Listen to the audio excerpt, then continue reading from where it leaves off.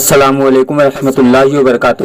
ناظرین کرام، آج میں جو بیان کرنے والا ہوں اس کا مضمون یہ ہے کہ حضرت امام حسین رضی اللہ تعالیٰ عنہ نے اپنی اور اپنے اہل و اقارب اور اپنے خاندان کو اللہ کی راہ میں قربان کیوں کیا۔ آج میں اسی بنا پر گفتگو کرنے والا ہوں، تو ویڈیو پورا ضرور دیکھیے۔ اعوذ باللہ من الشیطان الرجیم، بسم اللہ الرحمن الرحیم۔ پہلے ذرا حضرت امام حسین علی مقام کی شان و شوکت اور آپ کا مرتبہ سماعت فرمائیے۔ حضرت امام حسین کا مرتبہ تو یہ تھا کہ آپ کا دل کبھی نبی کریم جناب محمد رسول اللہ صلی اللہ تعالی علیہ وسلم نے بھی نہیں توڑا، یہاں تک کہ آپ کی ناراضگی اللہ سے بھی گوارا نہیں ہوئی۔ بچپن میں جب کبھی حضرت امام حسین رضی اللہ تعالیٰ عنہ روٹ جایا کرتے تھے تو آپ کے لیے جبریل علیہ السلام جنت سے کھلونے لاتے تھے۔ حضرت امام حسین رضی اللہ تعالیٰ عنہ کی ہر ایک ادا رب کو پسند آئی، بس اسی لیے اللہ رب العزت نے انہیں اسلام کی حفاظت کے لیے چن لیا، کیونکہ یزید کے خلیفہ بن جانے کے بعد اسلام کافی خطرے میں آ گیا تھا، کیونکہ یزید نے ایسا حال بنا دیا تھا کہ جہان میں شریعت کا نام و نشان مٹنے لگا تھا، مسلمان بے حیائی اور برائی میں مبتلا ہو رہے تھے۔ اللہ اکبر۔ اگر حضرت امام حسین رضی اللہ تعالیٰ عنہ اپنی قربانی نہیں دیتے تو اسلام پوری طرح سے مٹ چکا ہوتا۔ اب ذرا اس بات پر غور فرمائیے کہ حضرت امام حسین علی مقام کربلا کے میدان میں کیوں آئے۔ وہ جنگ کرنے تو نہیں آئے تھے، کیونکہ اگر امام حسین جنگ کرنے آتے تو اپنے ساتھ اپنے خاندان والوں کو اور خواتین اور بچوں کو نہیں لاتے، وہ تو صلح کی نیت سے آئے تھے۔ جو انہیں خط ملا تھا ان کوفیوں کا، ان دھوکے بازوں کا، بس اسی بنا پر آئے تھے، کیونکہ حضرت امام حسین رضی اللہ تعالیٰ عنہ حق پسند تھے۔ آپ نے سیدھا جا کر ان پر حملہ نہیں کیا، بلکہ انہیں ہر طرح سے سمجھایا، بار بار یہ نصیحت کی کہ دیکھو راہ راست پر آ جاؤ، لیکن وہ لالچی تھے۔ یزید کے مال و زر نے انہیں لالچی بنا دیا تھا۔ اب ذرا اس بات پر بھی غور کیجئے کہ حضرت امام حسین رضی اللہ تعالیٰ عنہ نے سب سے آخر میں کیوں جام شہادت پیا، جبکہ وہ دشمن، وہ ظالم وہاں امام حسین کے لیے آئے تھے۔ اگر آپ پہلے ہی شہید ہو جاتے تو کوئی شہید نہیں ہوتا، کیونکہ حضرت امام حسین کی شہادت کے بعد کسی کی شہادت نہیں ہوئی۔ حضرت سجاد یعنی عابد بیمار اس بات کا ثبوت ہے، تو پھر آپ نے کیوں سب سے آخر میں اپنی قربانی دی؟ اس بات کو ذرا غور سے سنیے۔ حضرت امام حسین رضی اللہ تعالیٰ عنہ نے اس لیے اپنی قربانی دینے میں پہل نہیں کی، کیونکہ وہ جانتے تھے کہ اگر میں اپنی قربانی پہلے دے دوں گا تو یہ لوگ کبھی بخشے نہیں جائیں گے اور جہنم کا ایندھن بن جائیں گے۔ اسی لیے آپ نے فرمایا کہ لو میں اپنے بھائی حضرت عباس علمدار کو دے رہا ہوں، تم ان کے خون سے اپنی تلوار کی پیاس بجھا لو اور توبہ کر لو، اللہ معاف کر دے گا۔ میں اپنا بیٹا حضرت علی اکبر دے رہا ہوں جو کہ صرف 18 سال کے ہے، تم اس کے خون سے اپنی شمشیر کی پیاس بجھا لو اور توبہ کر لو، بخش دیے جاؤں گے۔ میں تمہیں اپنی بہن کے دونوں بیٹے